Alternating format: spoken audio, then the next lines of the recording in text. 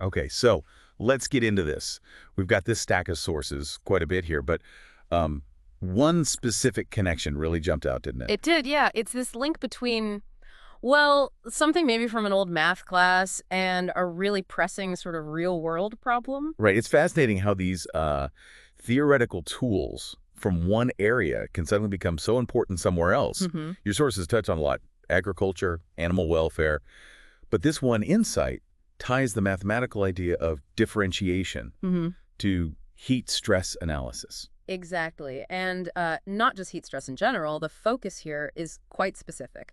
Yeah. Livestock. Livestock, okay. Yeah, animals that are working often in post-harvest agricultural settings, places where it can get incredibly hot. Okay, so really specific conditions. Very specific. And this insight we're talking about, it suggests using derivatives, that core concept from calculus to model something crucial. Which is? Not just how hot it is, but the rate, the speed at which that heat stress is actually affecting the animals in that environment. Ah, okay. So the mission then for you listening to this deep dive is to really unpack that. How can differentiation, which is all about rates of change, give us these critical dynamic insights into animal welfare under heat stress?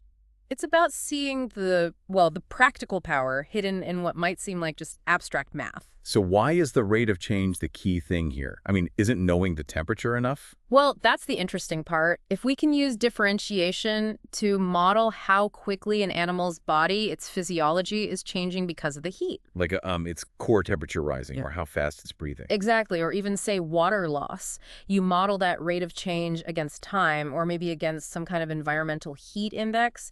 It gives you a whole different level of understanding. Right. So instead of just it's 40 degrees Celsius, the animal is stressed. Yeah, you get more. Modeling the rate tells you how quickly the stress is building up. Okay. So think about it, a really high positive derivative for body temperature. That tells you the animal is overheating fast. Ah, I see. That specific rate becomes like an immediate warning sign, much more than just a single temperature reading. Precisely. It indicates acute danger, maybe impending collapse, much faster than just knowing the absolute temperature or a single stress marker at one point in time. It moves beyond just measuring to, well, almost predicting dynamically. Yes, that's a good way to put it. Yeah. It lets researchers or people on the ground potentially see how quickly things are getting critical, assess the speed of deterioration, understand how that stress is accumulating over time. Hmm. The sources suggest this kind of rate-based approach gives a much more nuanced way to analyze how the environment impacts biological systems. So it takes that rate of change idea, maybe something you learned in the textbook, Yeah. and turns it into this vital metric, something you can use for monitoring, maybe even intervening Yeah. in a real situation affecting, Wow. food production and animal health. It's a powerful example, definitely. Theory enabling very practical application. And it really highlights how crucial these sort of foundational math tools are for tackling complex problems. Hmm. Problems in agriculture, environmental science, areas we see covered across all these sources you brought. Definitely. All right, so let's recap the core idea here.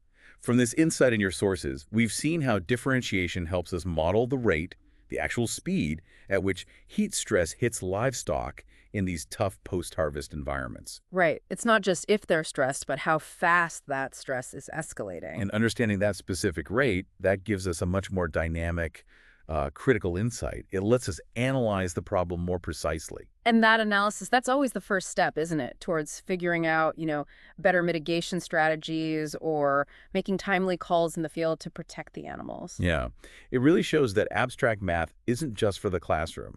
It has really tangible, important uses out there. Absolutely. It shows how thinking about complex systems, thinking about their rates of change, can unlock insights that just looking at static numbers would completely miss. So here's something to think about for you listening. If differentiation can give us this level of understanding for how quickly heat stress impacts animals, what else could we analyze this way? Yeah. What other environmental stressors, maybe changes in air quality or the spread of some kind of pathogen? Or even other biological processes, could we understand them better, maybe even predict them? By focusing on their rates of change. Definitely something to mull over as you encounter more complex systems out there in the world.